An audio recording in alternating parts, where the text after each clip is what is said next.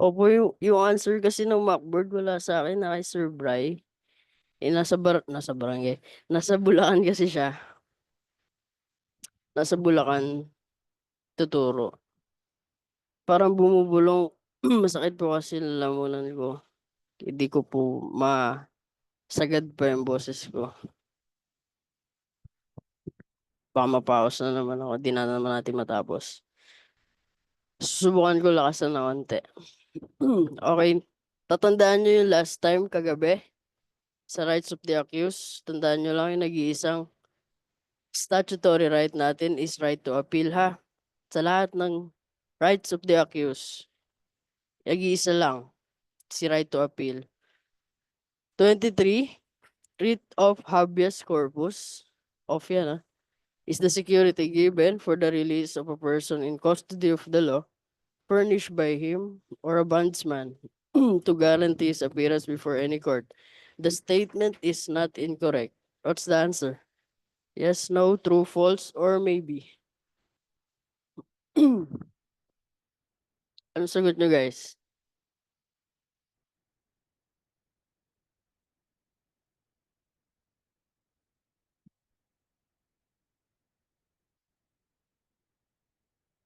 Oops. Ano sagot?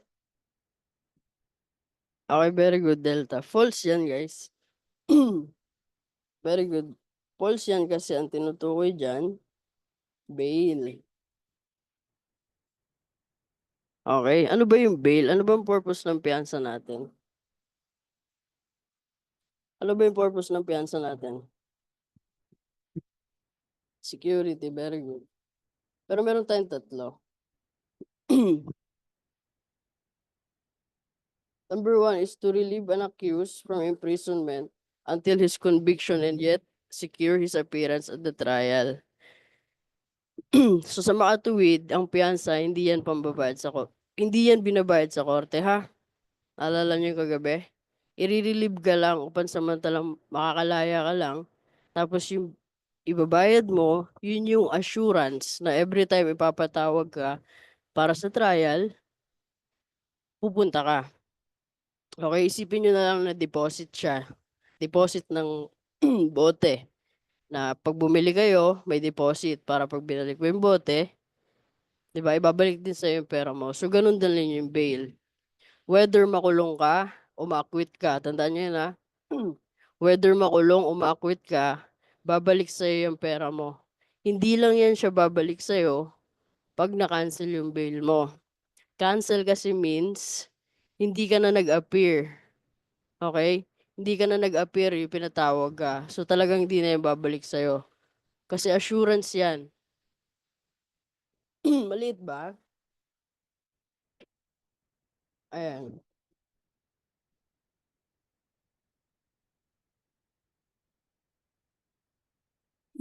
Okay.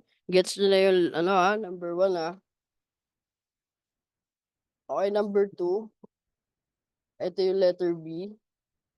Another purpose of bail. To honor the presumption of innocence until his guilt is proven beyond reasonable doubt. So, para pahalagaan natin yon, yung sinasabi nating innocent until proven guilty. Kasi, wala ka pa naman final judgment dyan. So, kaya ka binibigyan ng, ng bail.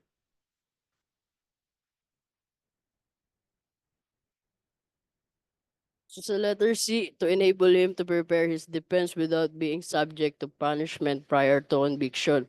So, para lang makapag-prepare ka sa trial mo, na hindi mo nararanasan makulong, or yung buhay sa kulungan, yun yung tatlong purpose ng bail. So, I have note here. Note, a person may allowed to petition for bail as soon as he is deprived of his liberty by virtue of his arrest or voluntary surrender. An accused need not wait for his arraignment before filing a petition for bail. So, ibig sabihin lang dyan, from the moment na nakulong ka, entitled ka na for bail. Kaya caps lock dyan, nilagay ko kong caps lock na may.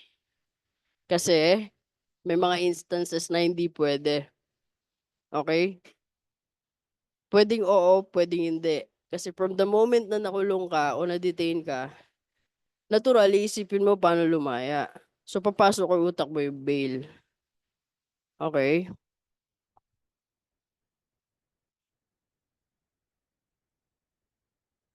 Pa-bold, sige, pabo-bold natin 'yan. Pagpasa ko ibo-bold ko rin 'yan. Sige, pupula ko pa para kitang-kita niyo. Bail ka sir tapos kapag hearing natalo ka, kuha mo ba yung pinag-aasa mo? Makukuha mo basta umattend ka. Huwag ka lang tatakas kasi maka-cancel yung bail mo, gano'n lang 'yun. 'Pag natalo ka, nakulong ka, makukuha mo, mababalik pa rin sa'yo 'yan, 'di ba? Ano ba yung 4 na forms of bail? Natandaan niyo pa ba yung 4? Sino pa nakaka-ano, nakakaalala nung 4?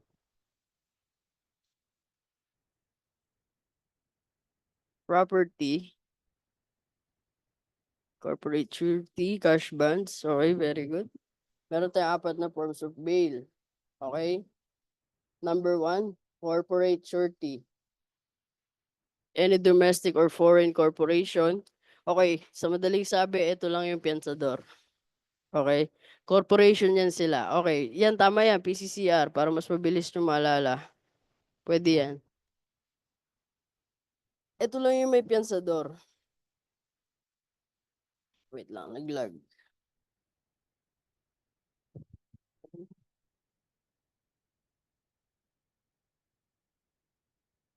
Okey, number 2, property bond. Eto naman, eto yung pansamantala kang makakalaya, mag-iiwan ka lang ng titulo ng lupa sa court, okey? Lahat ba ng kaso may bail? Mamaya pag-uusapan natin 'yan, ha? Meron tayong matter of right and discretion sa bail. So, ang property bond yun lang, mag-iiwan ka lang ng titulo. Pero ang alam ko hindi na 'yan nagagamit ngayon. Bihira na mangyari ang property bond na 'yan. Cash deposit, eto simple lang 'to, from the word itself, cash. Eto yung pera mismo na binibigay mo.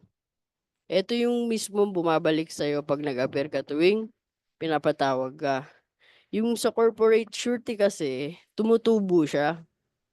Kumbaga may certain percentage lang na ibibigay sila, minsan hindi buo. So halimbawa 100K yung bail mo, hindi nila yan babayaran ng buo. Kumbaga tumutulong lang sila, kasi business nila yun, corporate surety.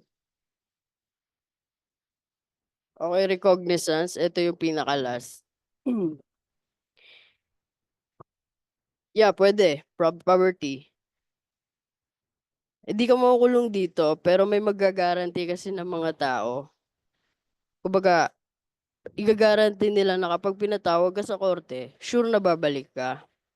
Yung mga tao na yun yung mga may proven integrity na. Kumbaga mabango yung pangalan nila. Example din nga yan, poverty. Kung wala kang pera o mahirap ka, papayagan ka ng court mag-bail through release on recognizance. Under yun ng ano, puwede niyong basahin RA 10389. 10389, sulat niyo. Release on recognizance. So pag-usapan natin, kailan ba nagiging matter of right? Saka kailan ba nagiging matter of discretion? Sure, para sa fully forfeited. Forfeited, yun yung bail mo 'pag hindi ka pumunta. Mapo-forfeit yung bail mo, maka-cancel yung bail mo. When is bail a matter of right? Dito sa MTC, before or after conviction, bago o pagkatapos ng conviction. So sa makatuwid, lahat ng kaso sa MTC bailable. Yung nagtanong kanina, lahat ba ng kaso may bail? Oo, pero dapat sa MTC lang. Lahat ng kaso sa MTC bailable. Di ba kayo napapatanong bakit may after conviction? Nakulong ka na tapos pwede ka pa mag-bail? Sino nakakaalam bakit or saan? Tingin niyo bakit na convicted ka na, papayagan ka pa lumabas? Anyone, guys?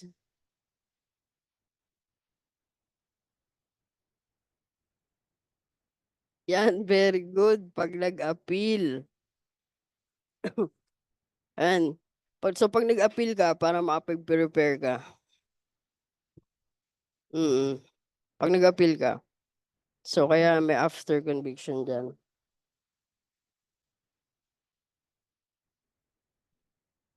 Matter of right din siya pag sa RTC, guys. Matter of right din siya pag RTC. Pero, before conviction lang, ha? Provided, may bawi na naman sa dulo. Provided that the imposable penalty is not. So, hindi dapat reclusion perpetua, life imprisonment, or death. Ganun lang. Kumbaga, matter of right siya basta before conviction, ha? Sa RTC, tatandaan yan. So, pag hindi papasok dyan sa dalawa, matter of discretion na yan. Example tayo ng matter of discretion.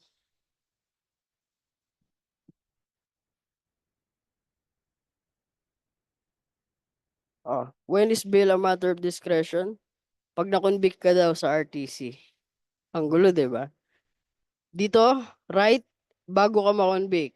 Only before. Pero dito, discretion siya. Pag na-convict ka, pero dapat hindi. Okay? Dapat not. Pero hindi dapat punishable ng death, reclusion perpetua, or life imprisonment. Meron pa tayo isa. About sa discretion. Ito pambawi lang to eh. So bagay sabi kasi ng court, discretion lang naman. So naka-judge pa rin kung papayagan ka.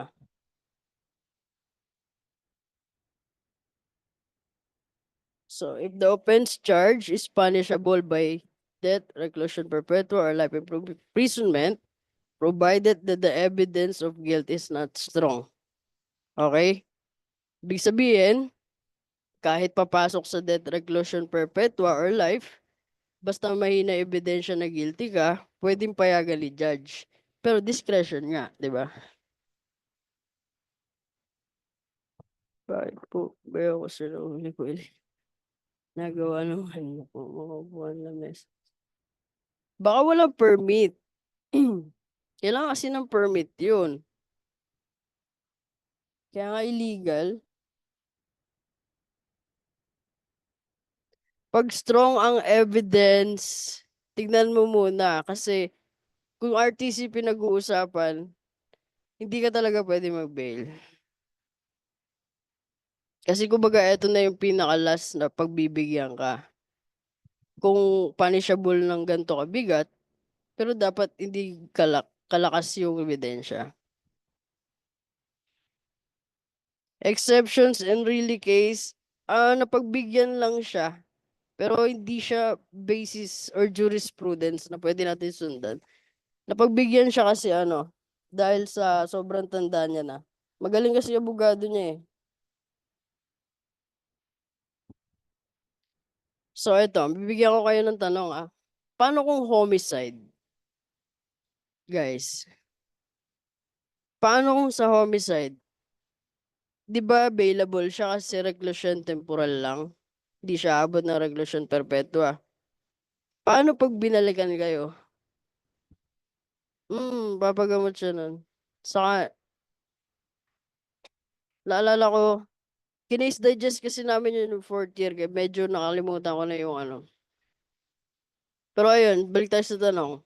Paano kung homicide, which is bailable, di ba makakalabas siya? Pinakulong nyo, paano kung babalikan kayo? Di ba kayo napaisip, paano kung gusto kayo balikan ng tao? Homicide yung kaso.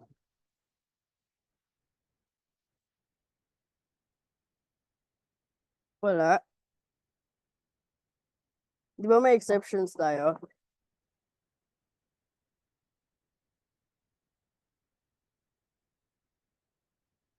Pamblatter. Sa mga tuwid, i-explain ko muna ha. Sa mga tuwid, meron karapatan mag-bail o makapag-avail ng bail. Pero anybody, tandaan nyo to, kahit sino, pwedeng i-oppose yung application for bail. So, pwedeng-pwede niyong kontrahin yung kahit bailable yung kaso ng pinakulong mo. Kung sakaling magbe-bail sila. Siyempre, taga-chaps ka. Alam mo dapat lahat ng remedies. Alangan naman na ikaw na yung biktima, ikaw pa yung takot na baka balikan ka kasi pinakulong mo, di ba? So, we have exceptions. Pag recidivist, quasi-habitual, or committed the crime aggravated by the circumstances of reiteration. So, i-discuss niya sa book 1. Yan yung mga makukulit. Number 2, that he has previously escaped. So, meron siyang record na nakatakas siya, nag-evade ng sentence, or nag-violate siya sa condition ng bail. Ayan, pwede yan maging grounds na hindi siya payagan mag-bail. So, number 3, that he committed the offense while under probation, parole, or conditional pardon. Mga makukulit. Na probation ka na nga, ayaw mo pa magtino. Hindi ka na papayagan ng bail. Mawawalan ka na ng privilege na makapag-bail. Number 4, that the circumstances of this case indicate the probability of flight if released on bail. So, ibig sabihin, pwede kang, may posibilidad na tumakas ka ng Pinas. Or, ayun, basta may possibility na tumakas ka dahil nakapag-bail ka, di ka rin papayagan. So, number 5, mamaya po, isasend ko after natin. Sabay ko na isasend yung dalawa. That there is undue risk that he may commit another crime during the pendency of the appeal. So, ito yung sinasabi ko na kung natatakot kayo na baka balikan kayo, pwede nyo maging grounds yung number 5 na pwede siya ulit mag-commit ng another crime. Kuha ba? Nagigets ba? Na-absorb ba? Oo, na-contra. Very good. Absorb naman. Dapat di lang puro absorb ha, retain din ha. Okay, 24, an arraignment is the means of implementing the statutory right of the accused to be informed of the nature and causes of the accusation against him. The statement is not incorrect. Is it correct? Yes, no, true, false, or maybe. Patay. Isa pa lang nakikita ko, 2, 3. Ang sabi dyan, yung statement daw ba ay tama? Tama ba? Ang gulo, di ba? Okay, very good. No. Mali po yung statement. Kasi, ano yung nagpamali sa statement? Ay, very good. Good lie. Statutory right. Dapat, constitutional right.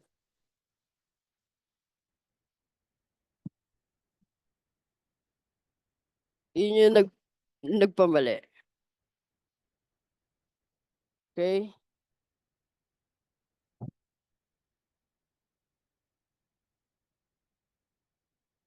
Pwede ka mag-file. May petition tayo dyan. Nakalimutan ko lang yung term. I-chat mo ako. Babalikan kita. Nakalimutan ko lang. Palaki onte. Ayan. Okay na? Yes, dapat sagot kasi incorrect. Ang nakalagay, the statement is not incorrect. Ang sinasabi niya, double negative guys. Sinasabi niya, yung statement daw ay hindi mali. So it means tama. Okay. Tapos sabi niya, is it correct? So no. Gets ba? Translate natin to ha. So sabi niya, not incorrect. It means tama daw yung statement. Eh yung statement nga mismo mali. Kasi an arraignment is the means of implementing the constitutional right po dapat ang nandito. Oo, gulo-gulo na kasi minsan ganyan talaga sa board. Kaya kayo pinapractice ng ganyan.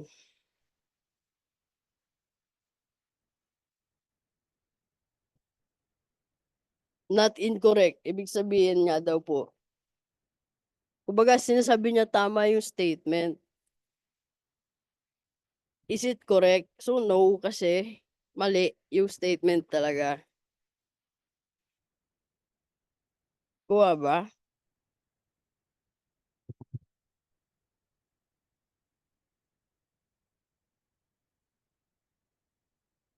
Oo, tama. Kung wala tayong nilagay na not, ang sagot natin yes.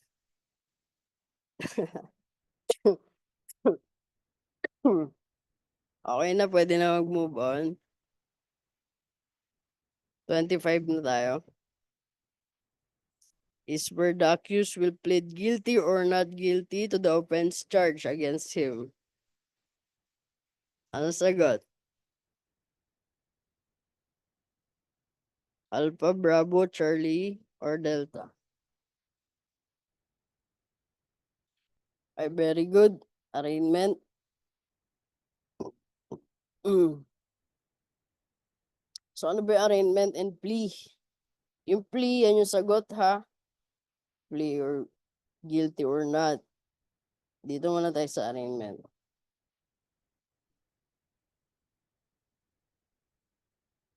Arraignment and plea.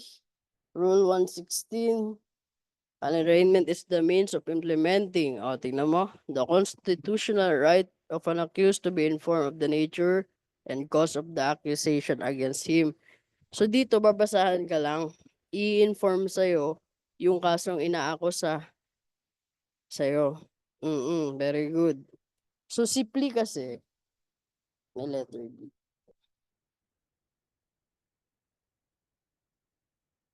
Magkaiba sila ni plea ha. Si plea pertains to the matter which the accused on his arraignment alleges in answer to the charge against him. So, ito lang yung sasagot ka ng guilty or not guilty. Ganun lang siya kadali.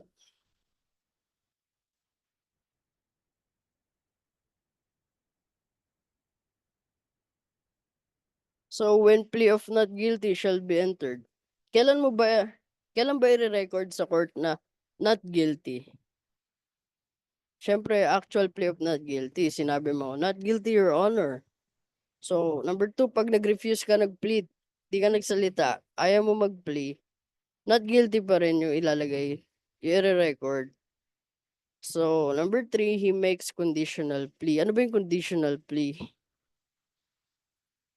Sino nakakaalam ng conditional plea? Plea, rather.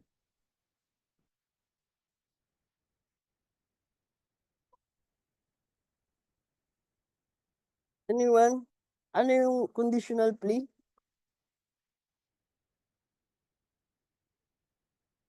Nakalimutan na? Conditional. Guys, conditional plea. Ano example niyan? Alam na alam niyan. Example, pleading guilty to an offense charge but asking for a lesser penalty to be imposed. So, para siyang plea bargaining. Oops, di ko na-copy. Wait lang.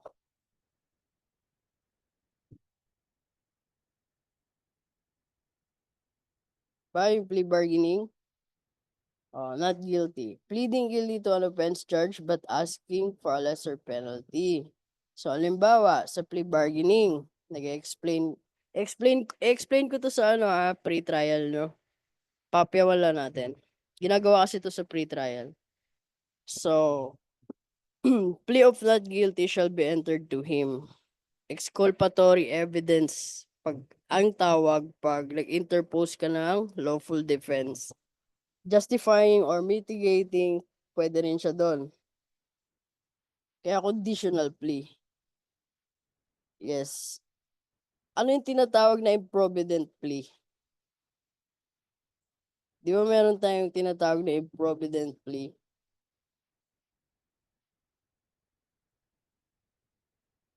Provident plea, ito yung mga plea na umaamin ka pero di mo naman naiintindihan yung inaamin mo. Or napilitan ka lang. Halimbawa, sabi, Judge, sabi po kasi sa akin pag umamin daw po ako, makalaya daw ako. 'Di ba?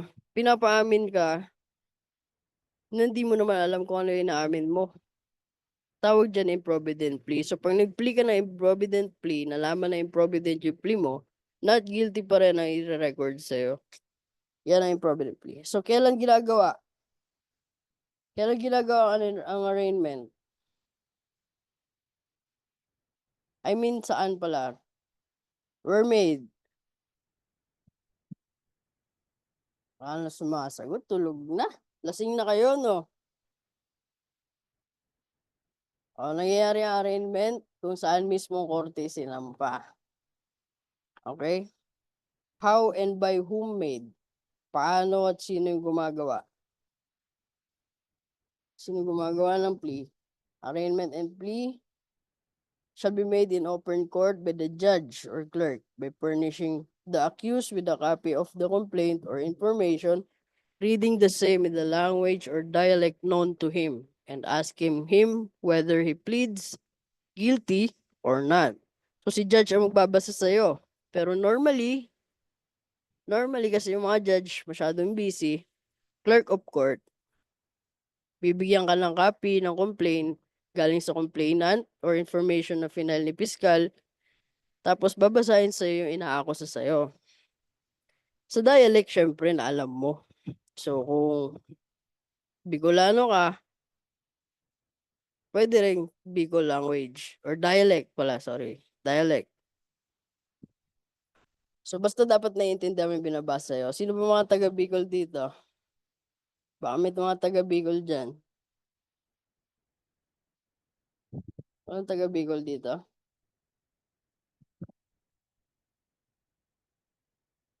Wala, lasing na. Albay. Present.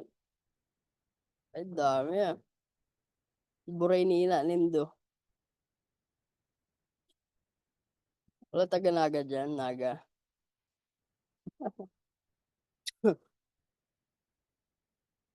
Again, for there to be valid arraignment, the following must be complied. That the accused must be present and assisted by counsel. So, ito mandatory ha. Mandatory ang um, mandatory ang, kumbaga, ang pag-attend na accused. That the accused must be present, assisted by counsel, that the information or complaint must be read and explained to the accused, and that the public prosecutor must be present at the time of the arraignment. So sila ang mga kailangan present during arraignment ha. Si accused, public prosecutor, and yung abogado na accused.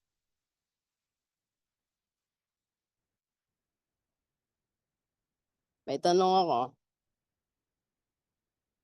Shall the private offended party be required to appear in arraignment? Required daw ba yung offended party sa arraignment, guys? Yes or no?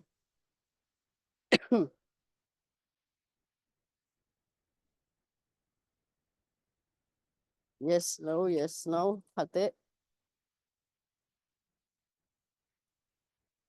So generally, guys, no. Very good yung iba. Generally, no. May exception tayo dyan, ha? Except for the purpose of plea bargaining. Ayan, determination of civil liability and other matters requiring his presence. So pag plea bargaining kasi, syempre, may kiusap ka naaamin ka sa mas mababang krimen. Kailangan may approval din ni offended party yon. Hindi pwedeng wala. Pati ni fiscal. Okay? Pero generally, no.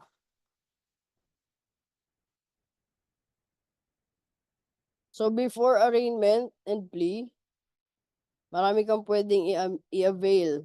Okay? Marami kang remedies na pwedeng i-avail. Isa-isayin natin. Motion for Bill of Particulars. Sino nakakalam ng Bill of Particulars na yan? Meron ba dito?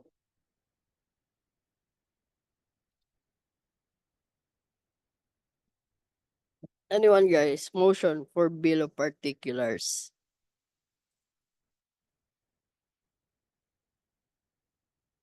Wala.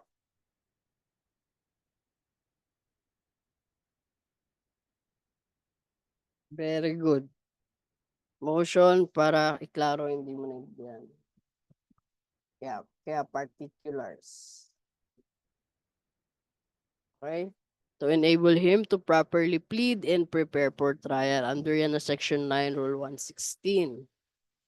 So, ginagamit tong motion for bill of particulars pag di mo naiintindihan yung nasa information na inaakusa sa'yo.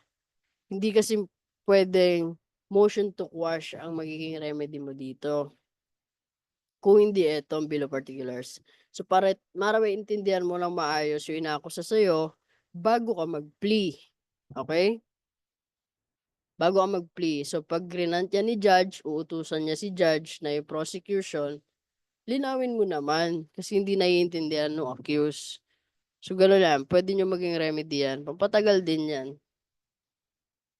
Gusto nyo ba matry yan? Bill of particulars? Gusto nyo subukan? Pass. Okay, motion to suspend arraignment. Meron tayo dito.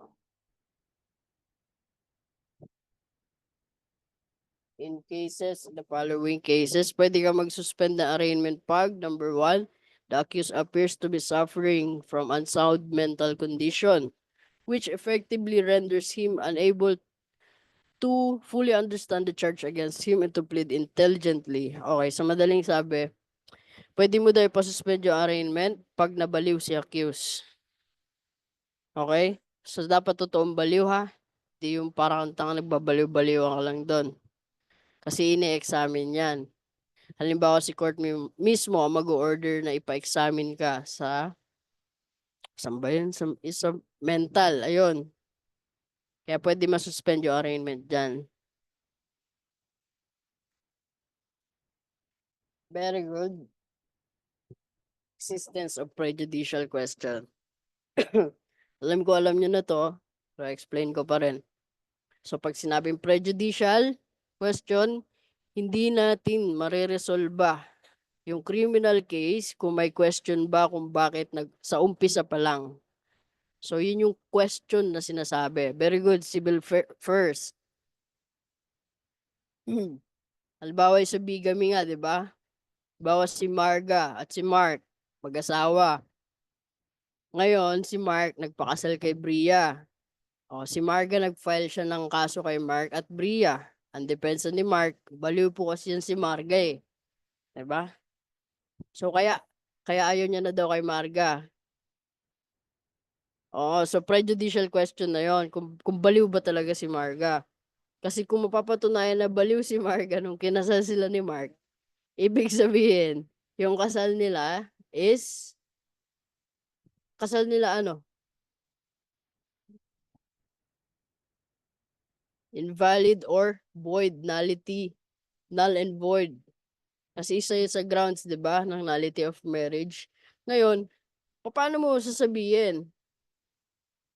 Paano mo matutuloy yung kaso ng bigamy? Kung umpisa pa lang pala, null and void na yung kaso, or I mean yung kasal. So, walang bigamy na mangyayari, di ba? So, kaya masususpend muna yung arraignment kasi need muna natin i-resolve yung question na kung totoong null and void ba yung kasal nila or valid. So, pag na-resolve na yon, saka natin didesisyonan yung bigamy na kaso. Nakukuha ba?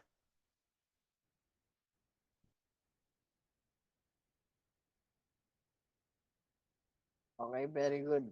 Ito, motion to quash. Rule 117 to ha.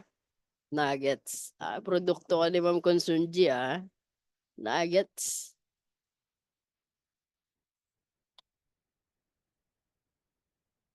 Ano ba yung motion to quash?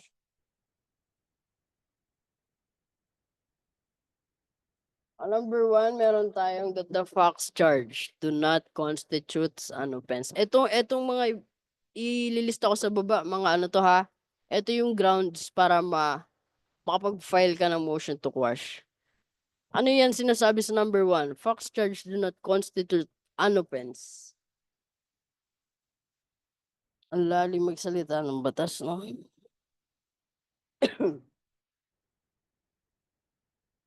Very good. Elements kulang. Kulang yung elements dun sa facts na sinasabi, kaya do not constitute an offense. So, halimbawa, infanticide yung final. Pero sa facts, wala naman nakalagay na exact edad ng bata. So, paano natin malalaman na infanticide ba talaga yan? Kaya pwede mo ipa-quash, okay? Pwede mong ipa-quash yung information pag ganon, ha? Gets ba yung number 1?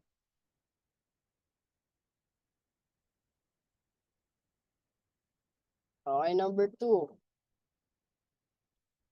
That the court trying the case has no jurisdiction over the offense charge. Madali lang naman to. Yung nililitis na kaso, wala naman jurisdiction doon sa kaso. So, halimbawa, illegal possession of dangerous drugs. Saan ba fina-file ulit yan?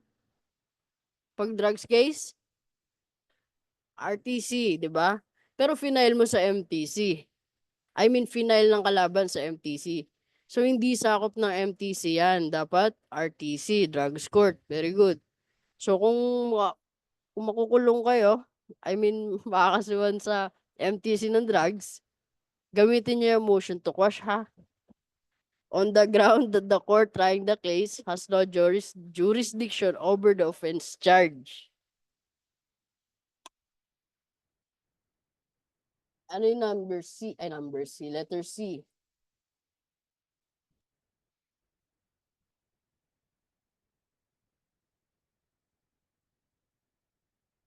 Ito yung letter C. That the court trying the case has no jurisdiction over the person of the accused.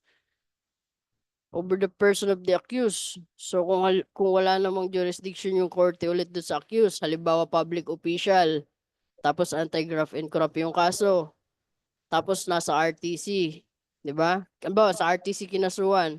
So pwede ka mag-motion to quash dito, ha? Ito yung ground. Wala kayong jurisdiction dyan over the person of the accused.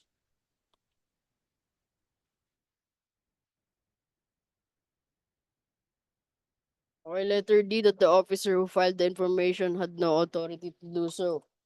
Madali lang naman to. Pag yung nag-file na information sa court, wala namang authority. Si city prosecutor lang kasi ang pwede mag-file. Kumbaga si chief, di ba? So, hindi pwede ibang tao. Hindi pwedeng police. Bawa police, nag-file yan. Pwede ka mag-motion to quash dyan.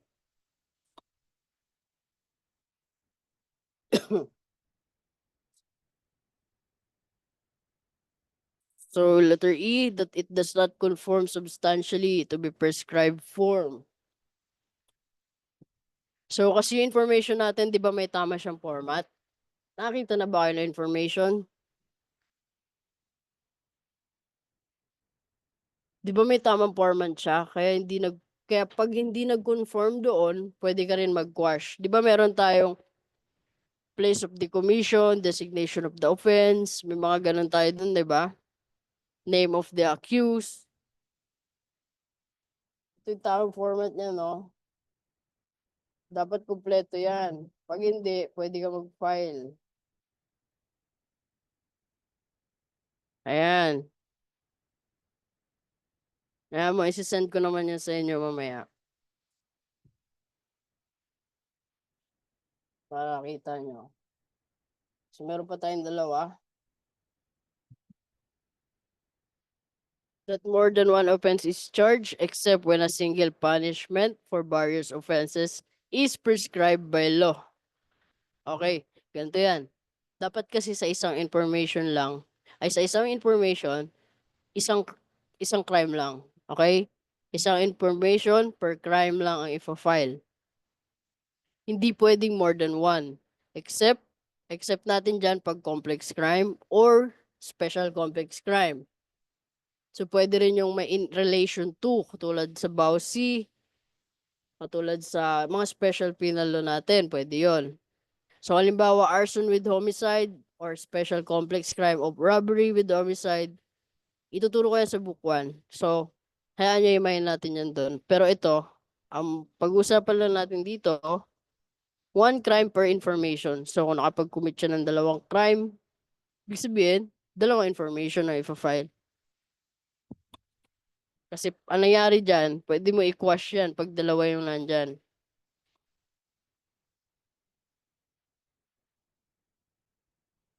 So, letter G, that the criminal action or liability has been extinguished. Okay. Alam niyo naman to, di ba? Paano ba na-extinguish ang criminal case? Di ba meron tayong 10 na dati 7 lang? Bigay nga kayo example. Paano na-extinguish? Q&A lang po. Pero si Attorney Jingo ang magtuturo sa inyo.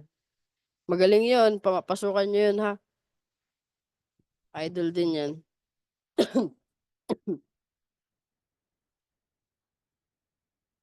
Okay. Modes of total extinguishment of criminal liability.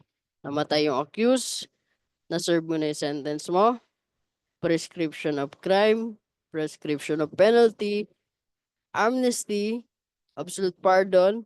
Marriage of the offended woman to the offender. Halimbawa sa rape. Ni-rape ka, pinakasalan mo.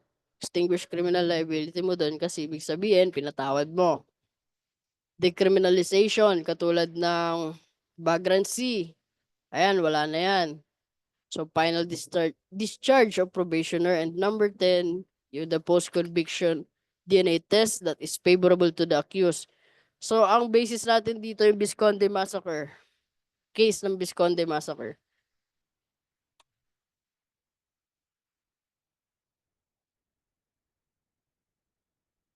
So, meron pa. Letter H, that it contains abertments, which, if true, would constitute a legal excuse or justification. So, sa madaling sabi, pag may justifying circumstances or mitigating, the act is lawful. That's why the criminal act is justified. Kaya pwedeng pa-question natin yan.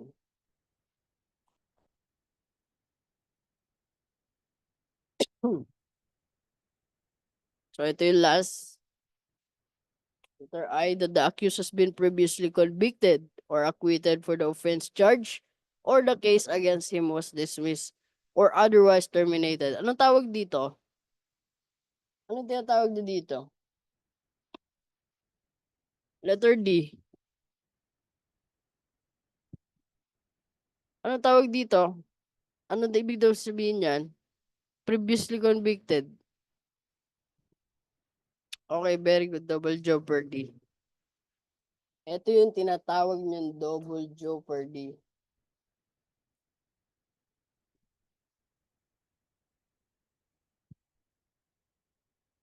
Okay.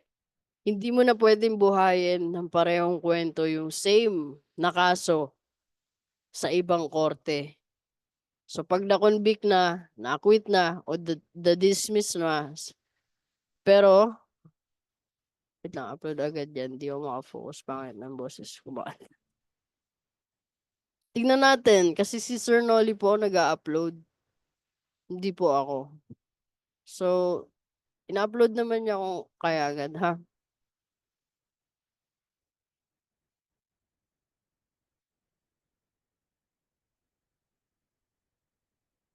Meron tayong exceptions dyan. Sa double jeopardy na yan, as a general rule lang to na hindi mo na daw pwedeng buhayin ng same kwento yung parehong kaso. May exceptions tayo dyan. Ito, i-discuss ko. Para mas malinaw yung double jeopardy kasi pwede rin kasi ito lumabas sa board. So, the graver offense developed due to supervening facts arising from the same act or omission constituting the former charge. So, ano ba yung supervening acts ay facts? Ano yung supervening facts?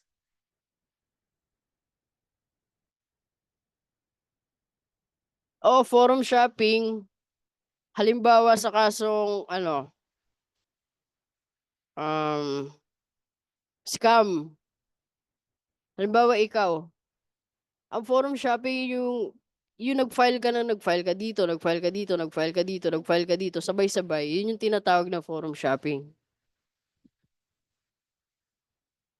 Kung saan-saan ka nag-file, sabay-sabay. Yun yung tinatawag na forum shopping. So, sa number 1, example, halimbawa, nakasuhan ka ng serious physical injury. After nun, na-acquit ka. Oh, so, okay na, acquit ka na. Pero ngayon, yung nabugbog mo, lumala yung kalagayan sa ospital. 'Di ba? Na-comatose siya, tapos namatay, lumala. So, pwede ka ngayon mag-file ulit ng kaso. Kahit galing sa iisang kwento. Pero this time, homicide na. Pag lumala yung pangyayari, ang tawag dyan, supervening events. Okay? Kuha ba? Opo, pero isang kaso lang. Kuha ba yung number 1?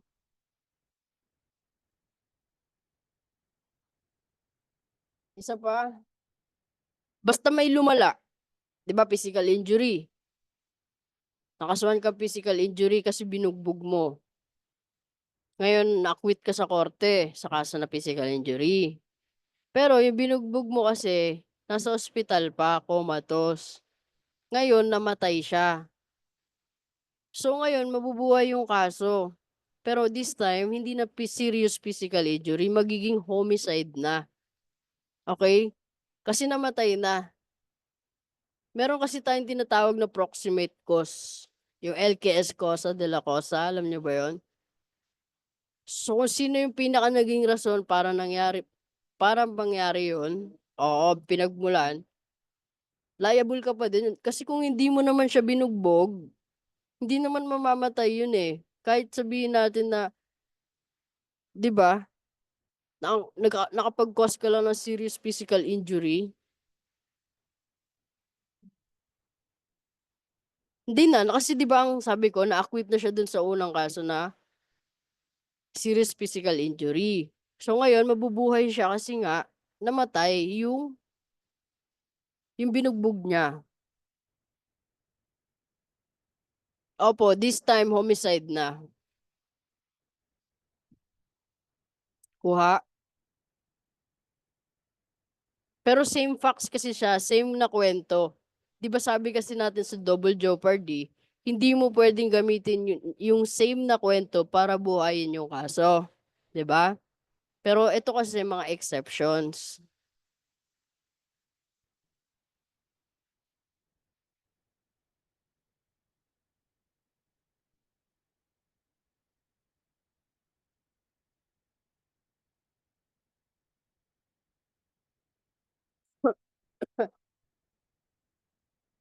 Ano?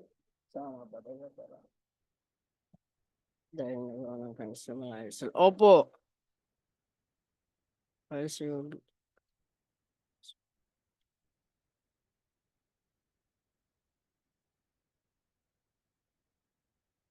Kuha na ba? Yung mga other tanong niyo, pwede niyo i-PM sa akin ha. Sasaka ako sasagutin para hindi matabunan ng tanong dito. Okay lang ba? Sasagutin ko naman yan.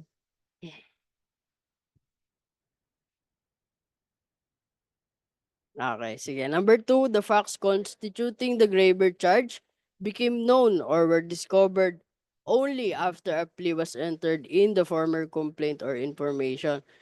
So, pag sinabing unknown facts, ano ba yon? Halimbawa si Mark. Halimbawa si Mark ha, pinatay niya yung tita ko. Diba? Halimbawa tita ko si Marga, pinatay niya. So, kinasuhan ko siya ng homicide. Tapos nung na-acquit si Mark, okay, take note, na-acquit si Mark, malaman-laman ni Mark na malaman-laman namin ng pamilya namin na si Mark pala yung matagal nang nawawalang anak ni Marga. 'Di ba? So, hindi dapat homicide. Ano dapat ang kaso? Anak niya pala dapat si Mark eh. Parricide, 'di ba? So, magpo-file ka ulit ngayon ng panibagong kaso kahit same yung kwento na pinanggalingan. Yun yung ibig sabihin ng number 2. Constituting the graver charge became known. So, nalaman or na-discover only after a plea was entered. Okay? So, na-discover mo siya. Paano po kung convicted? Kung na-convict siya, alam ko mababago rin yun eh. Kasi may same facts. Ito yung exceptions dyan sa double jeopardy. Kasi di ba tatlo ang sinabi ko, kung na-acquit, kung na-convict, or na-dismiss. So, pasok din siya kung kahit na-convict siya. Pwede ka mag-file ng panibagong kaso, pero hindi mo siya matatawag na double jeopardy. Oo, parang ganun na-edit.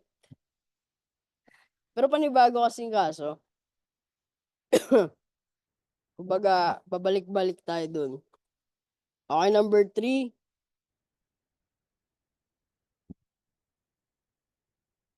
The plea of guilty to a lesser offense was made without the consent of the prosecutor or offended party, except if the offender party fails to appear. Diba sabi ko kanina, kailangan may approval ng offended party or ni prosecutor pag magpi-plea bargaining ka. Pero dito sa number 3, pag nag-plea bargaining ka pero wala palang consent ni piskal at ng offended party. Kasi diba that meron? So kung wala, pwede ka ulit magpalibago. Pero maliban na lang kung hindi talaga nakapunta si offended party. Okay? Discretion po ba yung yan ng complaint? Paano discretion ng complaint?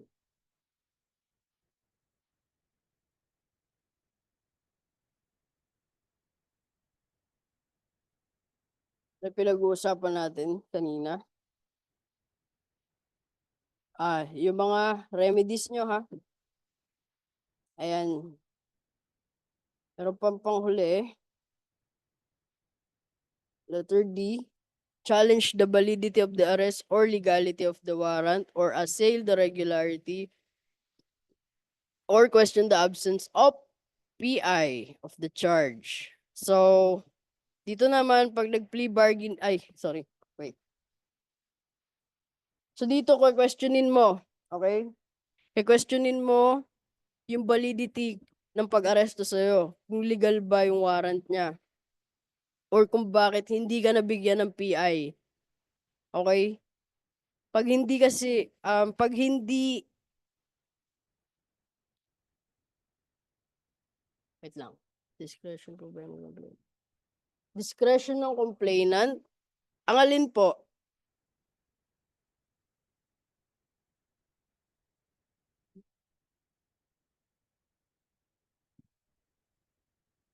Okay, yung letter D ha.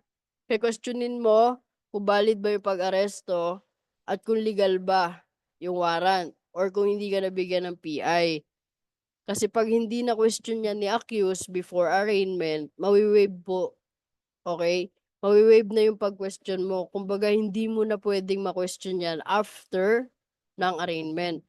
Kasi may pagkakataon ka na, meron ka ng remedy before arraignment, pero wala kang ginawa. So, yung mga yan, remedies mo yan na pwede mong mapadismiss. Ano ba pinag-aiba ng dismiss sa quit? Sino nakakaalam? Sino bang nalilito dyan? Ako rin nung una nalilito ako sa dismiss sa acquit. Pakagulo, no?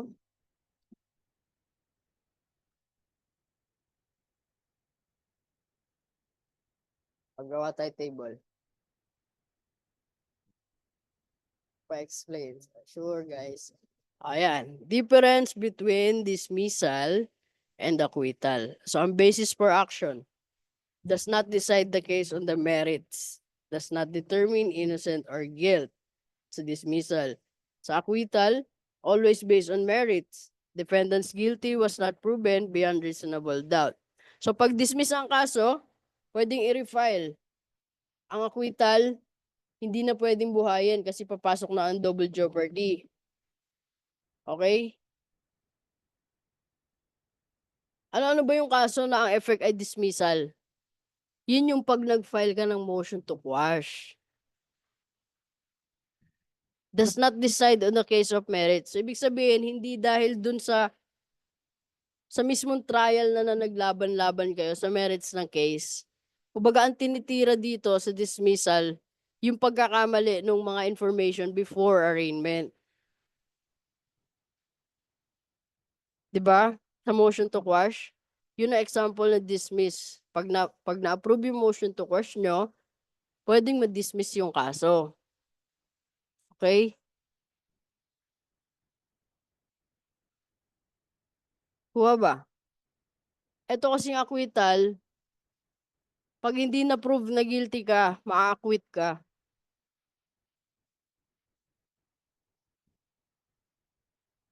O pwede mo kasi refile yan. Oo. Does double jeopardy attach? O, sa dismissal, di ba, will not always attach. Pero, pag sa acquittal, always attach. Kasi ibig sabihin sa acquittal, panalo ka sa kaso kasi mahina ebidensya ng prosecution sa'yo. Okay? So, acquit ka, talagang panalo ka. Sa dismiss kasi, kaya na-dismiss kasi may mali. May mali lang doon sa kinakaso sa'yo. So, pwede kasi pagbigyan nyo na mabago. Kaya can be refiled.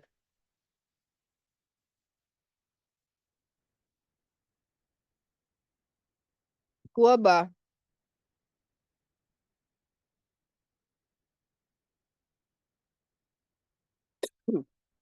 Number 26 tayo. Absorb. Okay, thank you. 26. A pre-trial is mandatory in what case? Alpha, Bravo, Charlie, or Delta? Very good, Alpha. Siyempre, criminal case.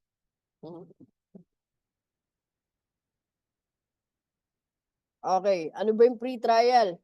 Pre-trial na tayo. Malapit-lapit na. Trial. Pre-trial, its main objective is to achieve an expeditious resolution of the case. This proceeding is mandatory in criminal cases and is conducted before trial. So, kaya nagkakaroon ng pre-trial para mapabilis yung trial. Gets ba? Kasi pag nagkaroon tayo ng pre-trial, meron na tayong guide kung paano mangyayari yung trial. Nakukuha ba? Preparation, oo. Meron kasi tayong tatlo. Pre-trial conference, pre-trial agreement, at pre-trial order. Ayun yung tatlo natin pagdadaanan sa pre-trial. So sa pre-trial conference kasi, yan ang pinaka-importante dyan yung marking of evidence. 'Di ba? Yung exhibit A, B, C pag prosecution, exhibit 1, 2, 3 pag defense. Yun yung sa mga ebidensya, kaya marking of evidence. Kasi you cannot present an evidence during trial kung hindi naman siya namarkahan sa pre-trial. Sa makatuwid, ang ilalabas mo lang na ebidensya sa mismong trial, yun yung namarkahan dapat sa pre-trial. Okay? Hindi yan katulad ng mga napapanood sa palabas na may biglang lilitaw na bagong ebidensya. Walang ganun ha. Walang ganun. Yung may surprise. Kuha ba yung pre-trial conference?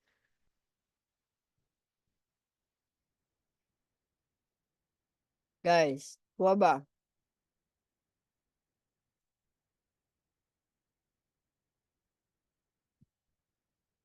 Chat kayo kung may di nagigets, ha? Paulit. Sige, sa pre-trial conference, ang pinag-uusapan dito yung pagmamarka ng ebidensya. Yung mga ebidensya mamarkahan doon, yun yung dapat ipe-present mo sa trial. Kasi hindi ka pwede mag-present ng ebidensya sa trial kung hindi siya namarkahan sa pre-trial. Kuha. Yung mga ebidensya ipe-present mo dapat may mark. Exhibit A, Exhibit B, Exhibit C. Sa prosecution yan. Tapos Exhibit 1, Exhibit 2, Exhibit 3 sa defense. Kuha. Kasi di nangyayari yung mga nasa palabas na may biglang lilitaw na ebidensya ha. Walang ganon. Kuha ba? Kuha. Very good. Thank you. After pre-trial conference, meron tayong pre-trial agreement. Dito naman, dito kayo magkakasundo. Kaya agreement. O, eto lang yung mga ebidensya ilalabas nyo ha. Eto lang yung mga witness na magpe-present. Eto lang yung witnesses na meron tayo. Tapos, saka siya i-approve ng court. Tapos, saka siya mag-i-issue ng pre-trial order. Ang pre-trial order naman, imagine niyo yung table of contents ng libro. Malalaman mo yung pagkakasunod-sunod na magpe-present, pagkakasunod-sunod yung dates, yung schedules ng hearing, at kung kailan magte-testify yung mga witness. Yun yung pre-trial order. Opo, agreement na, eto lang yung witness na meron tayo ganito lang. Ito lang yung mga ebidensya na ilalabas natin para mapabilis na yung trial.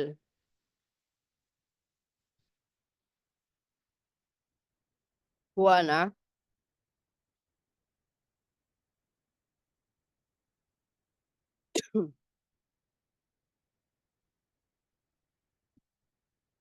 Pre-trial order, isipin mo yun yung parang table of contents.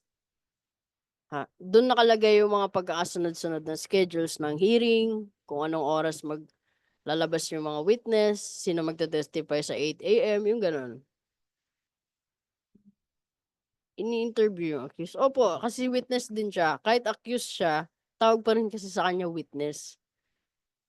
Kaya may witness stand na kumbaga general term sa kanila yan, sa mga tatayo ay uupo dun. Matters to be considered during the pre-trial.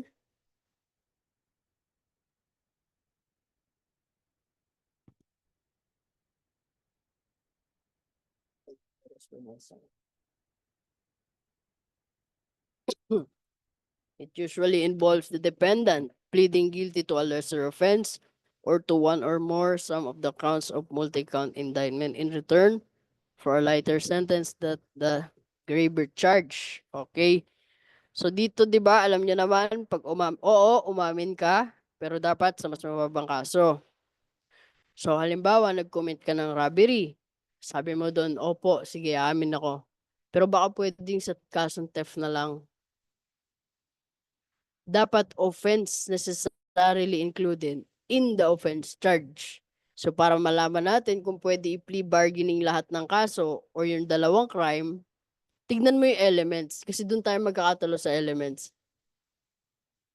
So tignan natin yung elements pareho. Dapat yung lahat ng elements dun sa lesser offense, kung saan ka aamin, andun din yung original charge. Halimbawa, robbery and theft, yung example ko. Parehas silang may unlawful taking, di ba? Unlawful taking of personal property belonging to one another. Ayan, parehas silang may ganon. Parehas din silang may intent to gain. Ang pinagkaiba lang yung robbery, may attended ng violence against or intimidation or force upon things.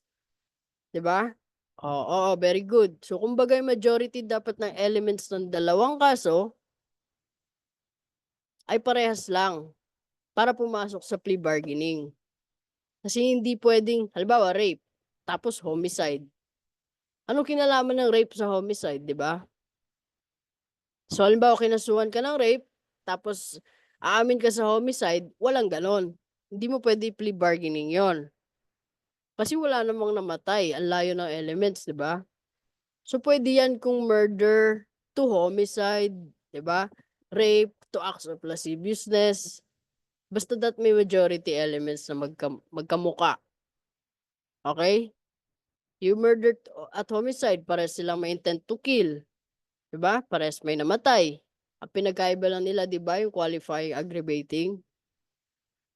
So yun yung basihan natin para sa plea bargaining.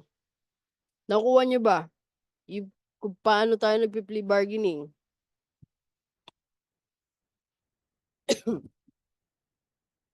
Okay, thank you. Number 2, stipulation of facts. Yan na yung sinasabi sa pre-trial agreement na, "Uy, dito ganito lang gagawin natin ha, ito lang yung witness natin ha." Yan yung tinatawag na stipulation of facts.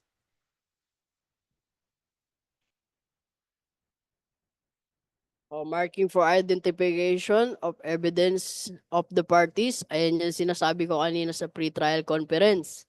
Mamarkahan yung mga ebidensya na gagamitin sa trial.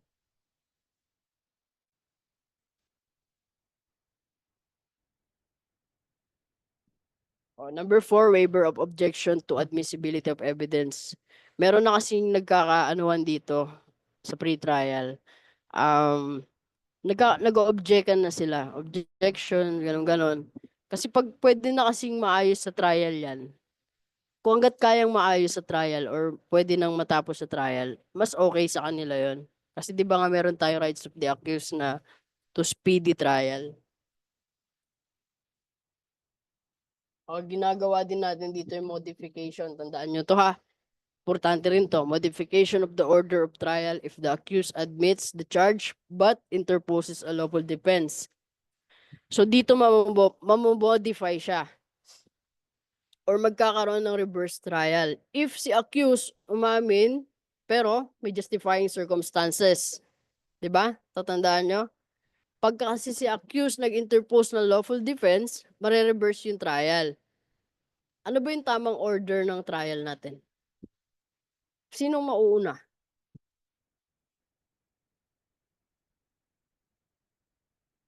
Sino mauuna pag sa regular trial? 'Di ba si prosecution, defense, rebuttal, tapos sa rebuttal. Yun yung apat na pagkakasunod-sunod, 'di ba? Prosecution, defense, tapos sa rebuttal, tapos sa rebuttal. Pero pag may kasong ganito na may self-defense, halimbawa, mare-reverse yung trial. Mauuna si defense. Kasi 'di ba no isang gabi, sabi ko sa inyo, pag si defense ang nauna, nasa kanya ang burden of proof na patunayan na self-defense yung ginawa niya kung bakit niya pinatay yon. So siya talaga ang mauuna. Tapos sa susunod si prosecution, tapos rebuttal, tapos sa rebuttal. Yun yung ibig sabihin ng reverse trial. Nakuha ba? Kuha ba yung modification na yan?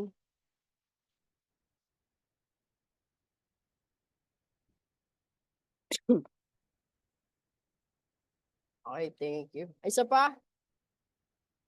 Sige, isa pa. Ganto.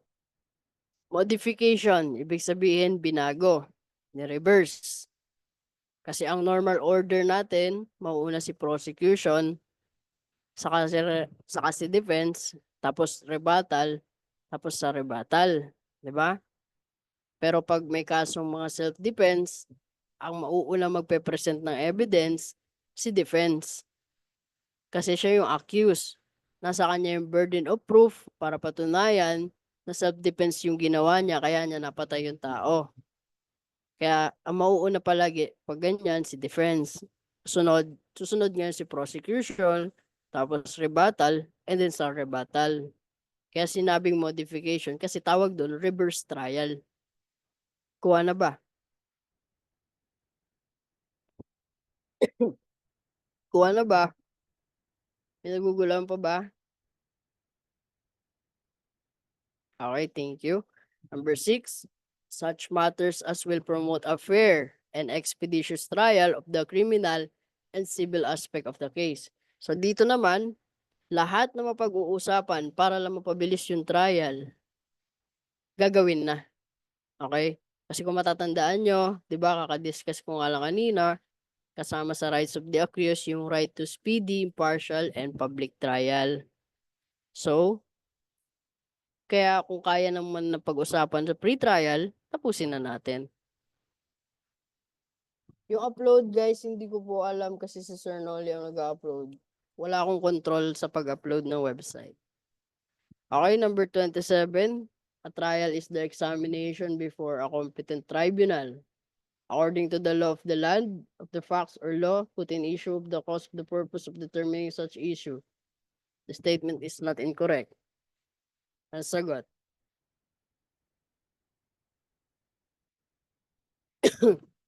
Alpha, Bravo, Charlie, Delta.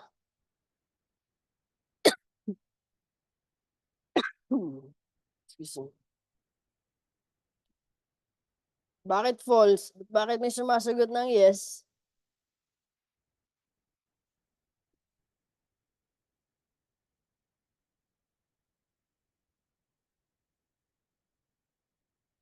Sagot lang tayo ng yes or no pag may question mark, di ba po?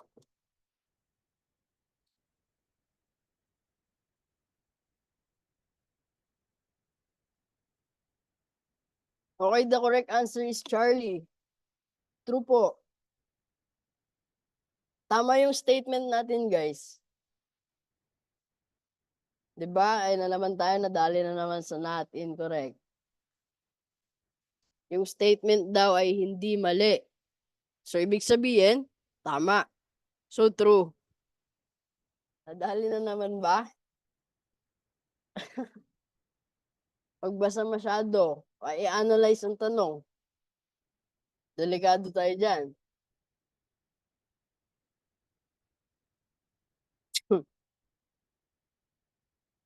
Dapat masanay kayo ng ganyan. Kasi sa board, the more na madali tignan yung tanong, the more na tricky. Isa lang yung mawala, isa lang yung baguhin, mababago na lahat na ibig sabihin.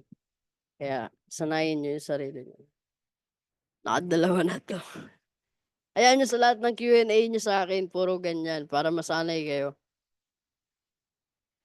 Okay, trial. Kailan nag-i-start? 30 days from the receipt of pre-trial order. So, ibig sabihin, mag-i-start siya 30 days pagkatapos ng pre-trial order. Termination. Termination, 180 days from the first day of trial. So, ang trial, alam nyo naman yan, na 180 days lang daw. Sabi. Sabi dyan. Ito, discuss ko yung order of trial. Dito pala sa baba. Order of trial, mauuna si prosecution, di ba? Shall present evidence to prove charge. Ibig sabihin, sasabihin niya yung mga accusations niya kay accused para mapatunayan na guilty si accused. Ngayon, susunod si accused. Susunod yung defense.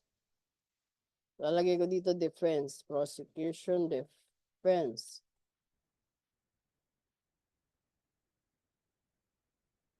So, itong dinidiscuss ko, regular trial to, hindi to reverse ha.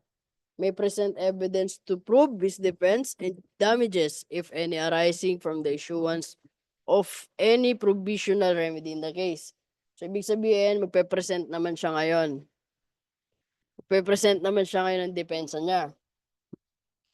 So, number 3, may tinatawag tayong rebuttal.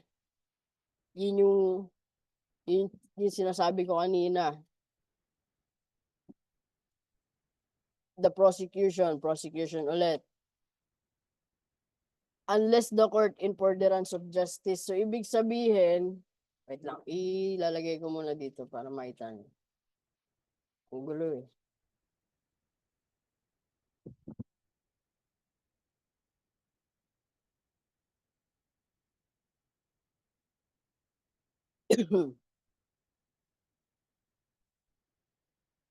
Ayan, regular trial yan ha.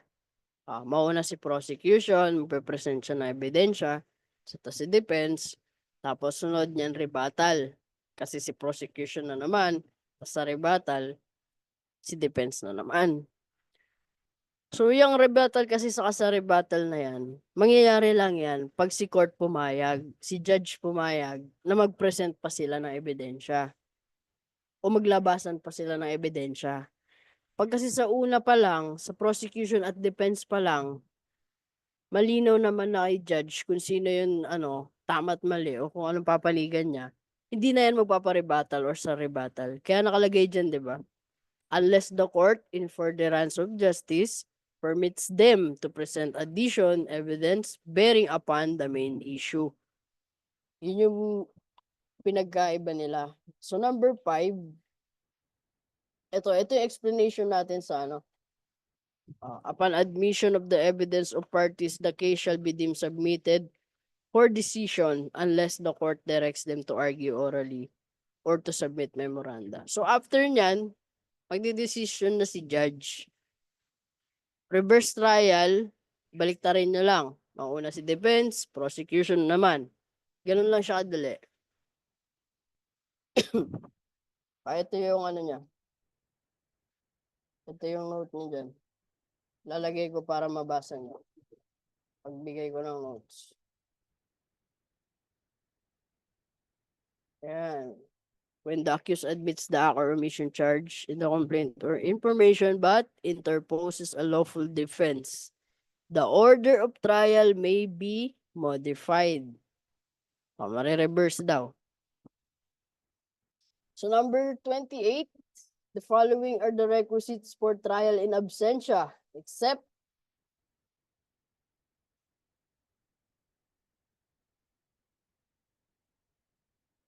what?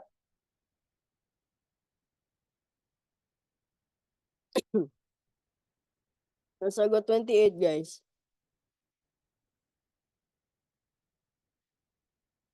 Ay, wala na. Tulog na sila. Lasing na kayo, no?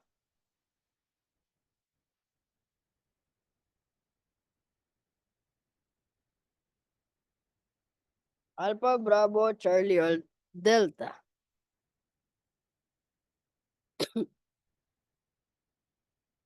At tama sagot, Delta po. Kasi nakalagay except. So, itong A, B, and C, yan po ang requisites para sa trial in absentia. Okay?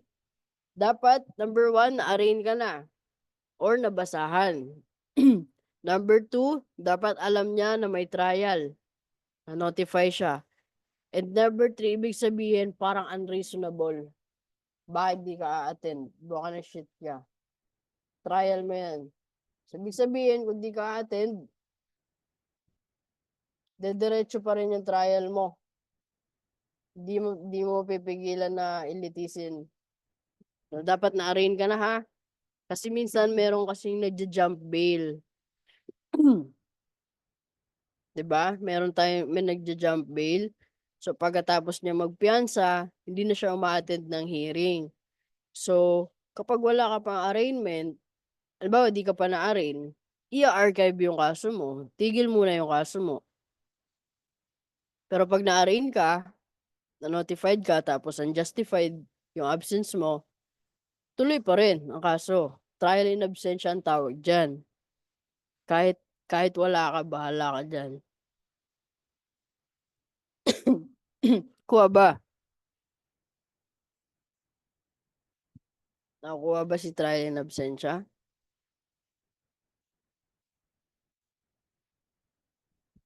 Okay. 29, when to file demurrer to evidence. Kailan tayo magpa-file yan?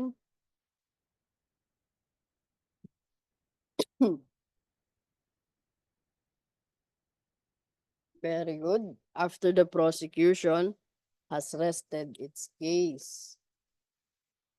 Okay. So ano ba yung demurrer? Crash ulit tayo. Tapos may i-distinguish ko sila ni motion to quash. Okay, a demurrer to evidence is a motion to dismiss due to the insufficiency of the evidence presented by the prosecution to overturn the presumption of innocence in favor of the accused. So itong demurrer, pinapile after the prosecution rests its case. Meaning, pagkatapos ni prosecution mag-present ng mga evidence sa laban sa'yo, para mapatunayan yung proof beyond reasonable doubt, ifa-file mo to. Tandaan mo, saka mo ifa-file si demurrer pag alam mong mahina yung ebidensya laban sa'yo. Kaya nakalagay insufficiency of the evidence. Pag alam mo, parang gago to, present na present, wala naman napapatunayan, mag-file ka ng demurrer para tapusin na yan. Meaning, hindi sapat. Pa-file mo siya para ma-quit ka na. Kuha ba? Kuha ba yung demurrer? Ano pinagkaiba ni demurrer sa motion to quash?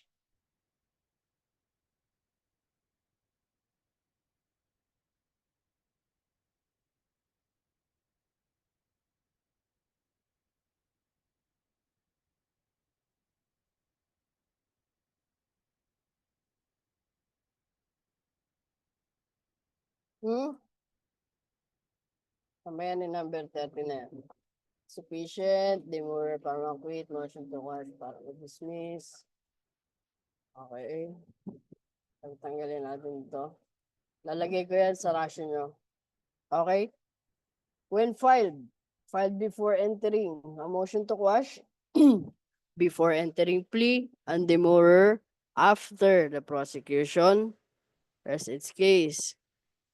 So, during arraignment, a motion to quash ha.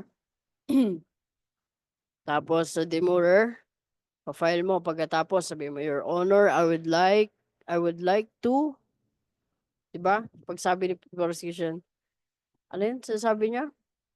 Your Honor, gusto niya na i-rest yung case. I would like to rest its case. Ganon sinasabi ni prosecution. So, during trial. Ano ang basis natin dyan? Patandaan niyo pa yung basis? Basis ng grounds, basis lahat. Hindi niyo natanda?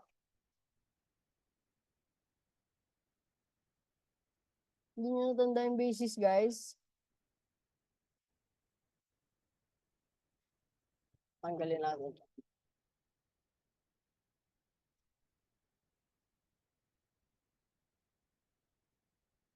Nawala. Nawala. Sige, ganito na lang. I-explain ko na ha. So, ang basis pag motion to quash, ito, insufficiency of complaint or information on its face. So, kung bakit ka magpo-file ng motion to quash dahil problema ng complaint or information. Yun yung may problema. Yung kanina sinabi ko, di ba? Yun yung mismong may mali. May kulang o kaya magulo, di ba? So, hindi siya based sa merits. Pag sinabi naman sa demurrer, ang basis kung bakit ka nagpo-file niyan, kasi insufficient yung evidence. Yung evidence mismo, ulit, motion to quash, ang may insufficient complaint or information. Sa demurrer, ang may pagkukulang yung mismong evidence. Kulang, alam mong hindi mabigat yung ebidensya laban sa'yo, kaya ipapadismiss mo na lang yung kaso. Kasi, di ba, kung matatandaan nyo, isa lang ang basis para makulong isang tao. Di ba? Yun dahil sa proof beyond reasonable doubt. Nagre-rely siya sa bigat ng ebidensya, sa lakas ng prosecution. Sila'y may obligasyon at hindi dahil may non-defense. So, ano epekto pag nag-grant ang motion to quash? Opo, very good. Ang epekto pag nag-grant ang motion to quash, hindi ibig sabihin madidismiss, okay? Hindi agad-agad. Di ba? Oo, yun ang epekto dismiss, pero hindi agad-agad. Kasi pwede pa rin utusan ni judge, di ba, na i-amend, di ba meron tayong amendment of substitution, pwede niya utusan. So pagdating naman sa demurrer, ang effect naman, pag nag-grant ang demurrer, automatic, makakwit ka. Hindi mo pwedeng buhayin yung kaso kasi mababiolate mo na yung, ano yung mababiolate natin? Pag binuhay mo pa yung demurrer na yan, double jeopardy, very good. Okay, number 30. Kalma lang kayo, may judgment pa tayo, ha? Okay, number 30, adjudication by the court that the offended party is guilty or not guilty of the offense charge and the imposition on him the proper penalty and civil liability. The statement is correct. Ano sagot? Patay. Patay.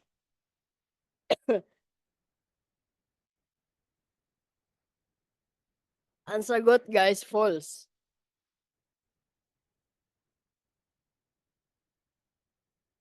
Bakit mali? Bakit mali? Bakit mali? Ano tingin niyo, bakit mali? Anong mali sa tanong?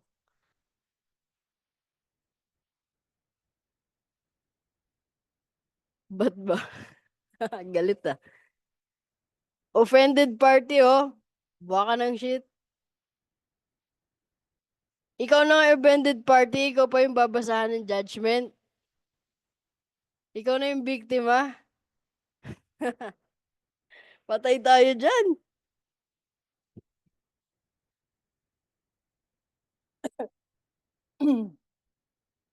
O, di ba?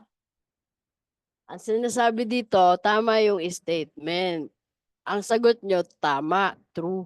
Eh kaso, ang tanong kasi nakalagay kasi offended party. Dapat dyan, ano dapat nakalagay dyan? Dapat accuse. Tangina, patay, wala na.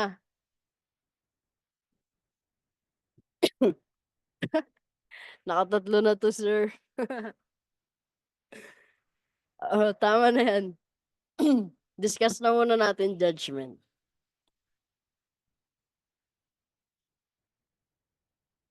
Patay, wala na. Conclusive na.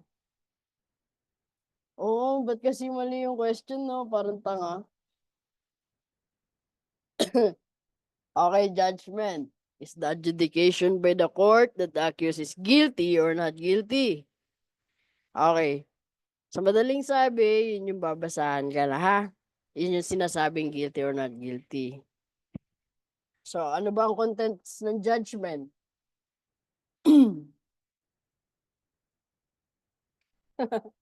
Balik mo yung question na yun. Sample.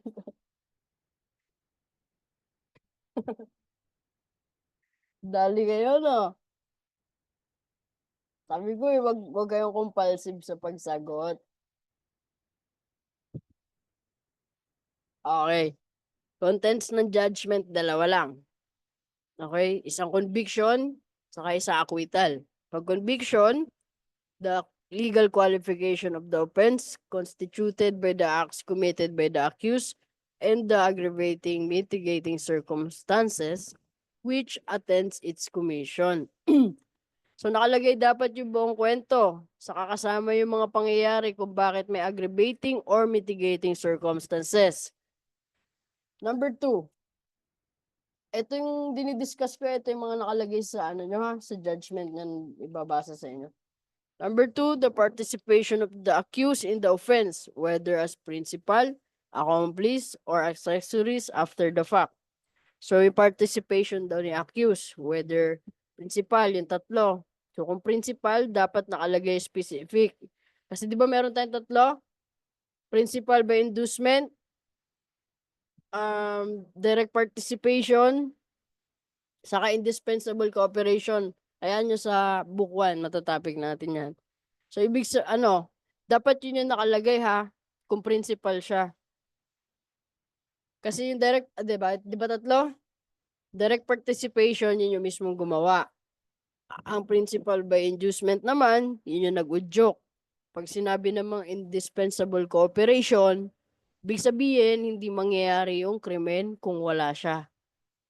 Didiscuss yan sa book 1. Huwag kayo magalala. Number 3,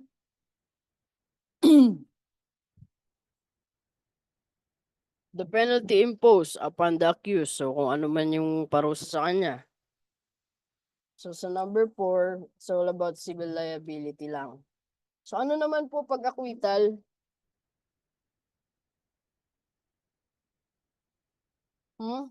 Ano naman pag acquittal?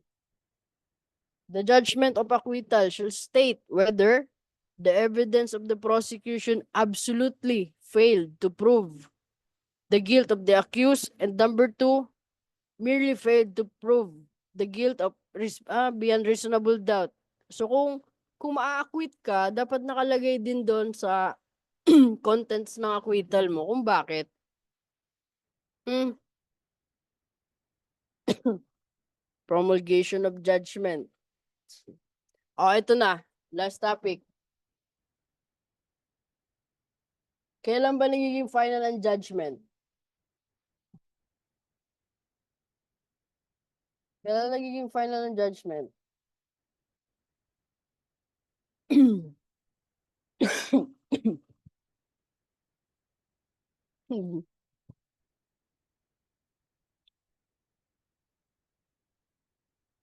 Meron tayong 5. Okay? Discuss ko yung 5 muna. Oh, pasok yan pag nag-probation. Number 1, after the lapse of the period for perfecting an appeal. So pag lumabas na yung 15 days na palugid mo para makapag-appeal, ay lumagpas. Pag lumagpas ka na doon, magiging final na yung judgment mo. Number 2 ay letter B, when the sentence has been partially or totally satisfied or served. So pag na-serve mo na daw. Letter C, the accused was waived in writing his right to appeal. Oh, very good. So pag ayaw mo mag-appeal, pwede mong i-waive yung right mo na hindi ka na mag-a-appeal. So therefore, yung judgment mo magiging final na talaga. Kahit di na umabot o lumagpas pa ng 15 days yan. Kasi nag-waive ka na ng karapatan mo eh.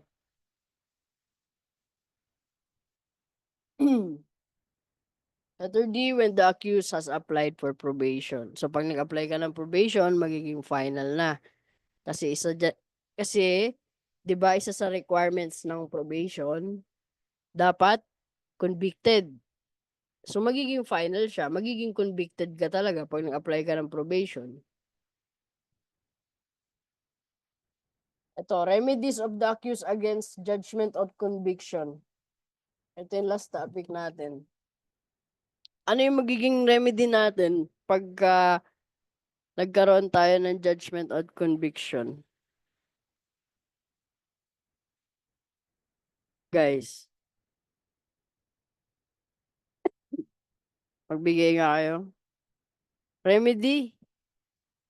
Ano pwede mong gawin pag meron kang judgment na kukulong ka?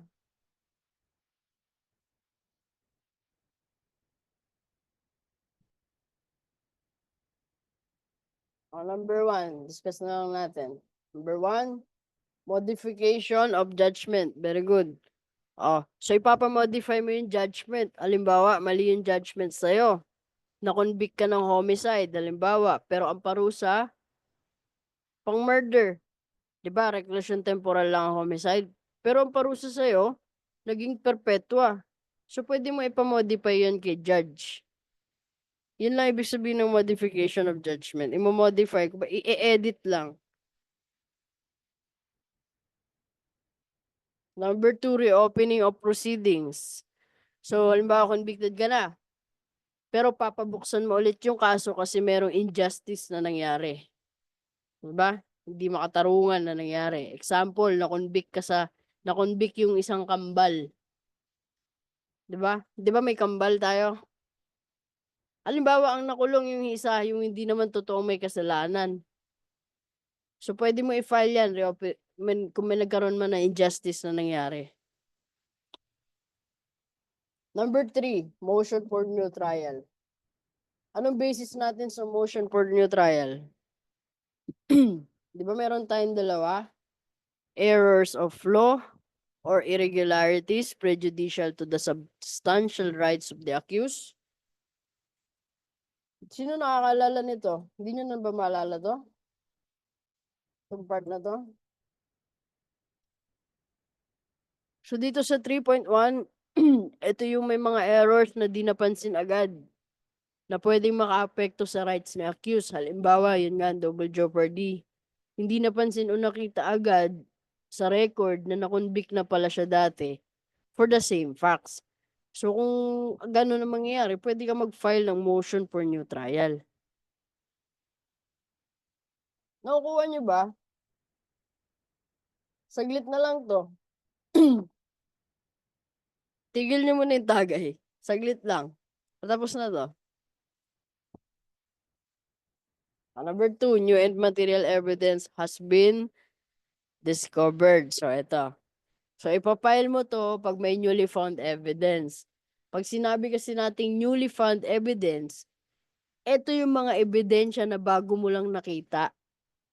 Pero, pero pag inintroduce mo siya sa court at tinanggap ng court, pwedeng mababago yung decision ng conviction mo. From conviction, magiging acquit. Gets mo? So, kung may makikita kang kung may madidiscover kang bagong ebidensya, na sa tingin mo, pwede kang ma-acquit. Pwede kang mag-file ng motion for new trial. Nakukuha ba?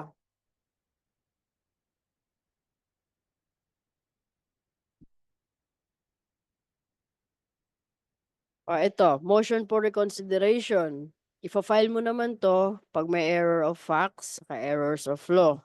May mali sa facts, may mali sa batas. Pero lang yun.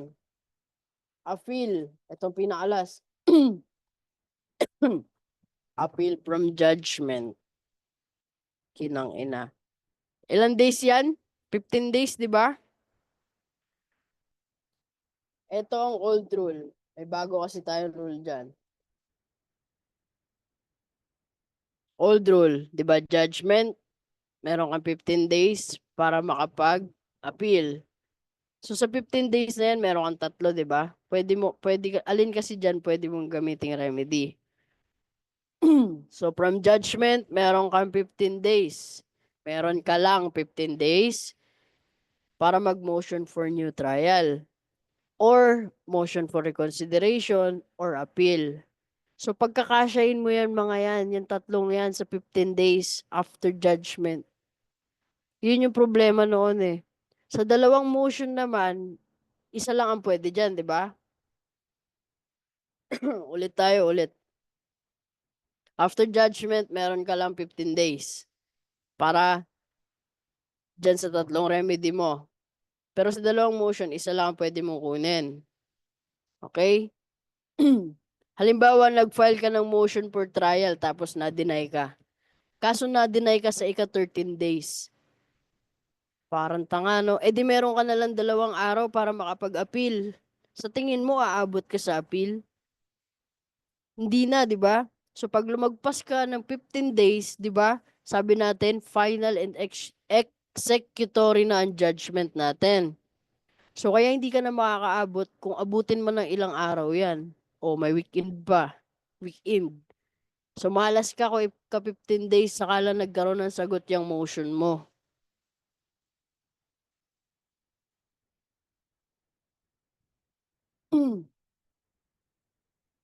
So, meron tayong new rule. Alam niyo to, tinuro to sa inyo. Alam niyo Naples Doctrine?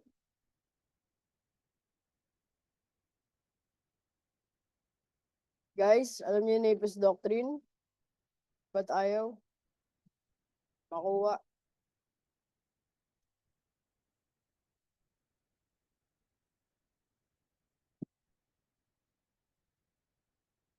Sino nakakaalam? Ayan, very good, yes. Additional 15 days. Ayan, ito na yung new rules natin. Noon kasi parang kailangan mo magmadali palagi. Opo, isasend ko po. So, ayan. So, sa Naples Doctrine, may 15 days ka para sa dalawang motion. Ngayon, after magkaroon ng sagot dun sa dalawang mong motion, magkakaroon ka ng fresh 15 days para makapag-appeal. Diba? So, halimbawa na deny ka sa ika-14th day, magkakaroon ka ng fresh 15 days para sa appeal mo, para makapag-prepare ka. That is, pursuant to sa in the case of CA versus Napes. Meron akong pinaka-last na. Bira kasi maturo to eh. Gusto ko i-share. Promise to last na, tas matulog na kayo. Eto. Total appeal ang topic natin, di ba? Eto. Halimbawa, nasa MTC ka. Yan si MTC, di ba, ang may original jurisdiction? Nakikita niyo to? Wala pa pasok bukas. Kaya pwede niyo ituloy yung ininom niyo dyan. Balik tayo sa MTC. Siya ang may original jurisdiction, di ba? Ang ipapile mo, pag nag-appeal ka sa RTC, ay notice of appeal. Bira kasi maturo to eh.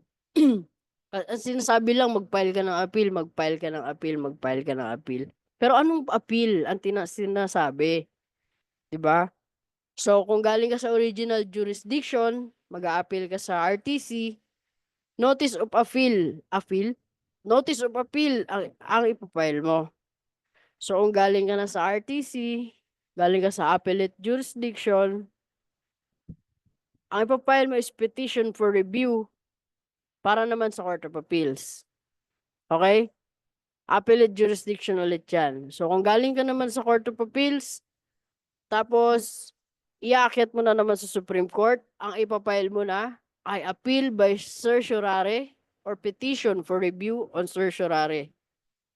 Yun yung tawag sa mga ipina-file. Okay? Hindi lang basta mag-appeal ka, basta mag-appeal ka. Ang tanong, anong appeal? May iba-iba silang tawag per akyat. Okay, nakuha ba? Nakuha ba? Malinaw ba?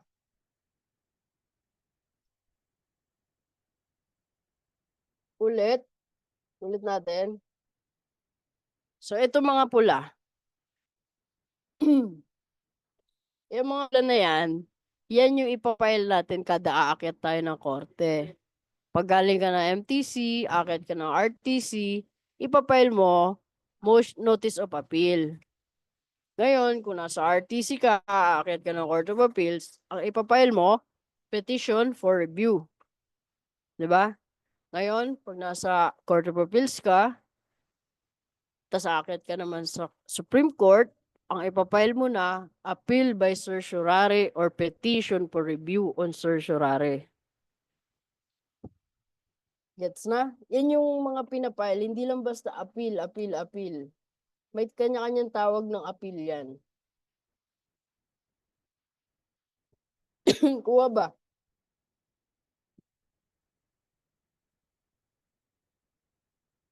Ang alam ko, babalikan kita, i-PM mo ako. Kasi ang inano ko lang dito is normal courts. I-chat mo ako, babalikan ko yung Sandigan Bayan mo. Ayan, tama. Very good ka. Sino tong nagtanong paano kung RTC yung original jurisdiction? So, ganun din. Ganito rin. Tignan nyo ha. Ganito ang mangyayari kung RTC ang original. At naging doble. Ayan. Ganito, tingnan nyo ha. So, kung RTC ang original jurisdiction, ganun pa rin. Basta galing sa original, palaging ang unang ipa-file notice of appeal. Tama? Tingnan mo mabuti. Basta galing original, unang ipa-file notice of appeal. Parang notice mo ko, ganon. So, ganon ulit.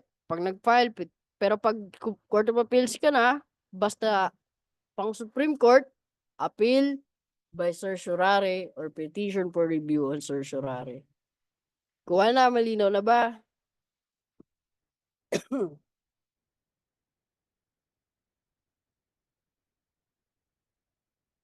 Malinaw na ba, guys? Angat mga varieties. Kung kuha ba? Wala na kayong problema? Malinaw ba? May na-absorb ba so far? May na-review naman ba? O, tandaan nyo palagi yan ha. It's the magic of risking everything for a dream that no one sees but you. Ikaw lang nakakita niyan. Kaya wala silang karapatan na guluhin ka. Opo, i-edit ko lang kasi hindi ba lalagyan ko ng ano, Tagalog para